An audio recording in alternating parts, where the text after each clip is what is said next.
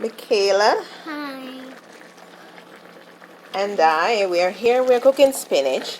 It's a very healthy dish. If you look, you can see my bell pepper, my tomato, my onion, and I put scallion. And you can have this as a side dish. You can have it with your fish, your meat.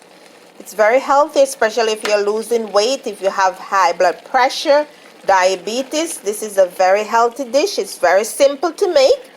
Just like how you make your callaloo or your collard green, it's the same thing. You know, you put whatever oil, like I put olive oil and coconut oil to give it a little flavor. And if you want, you can add a little butter, like smart balance. And we're just here enjoying ourselves and just cooking away. Right, Michaela? Yeah. Okay, subscribe and like. And hit the notification bell on YouTube. YouTube is Michaela M&M dash M and M.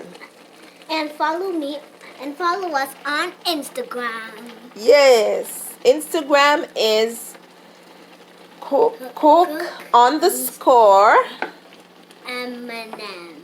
yes. Thank you. Bye. All the children of the world.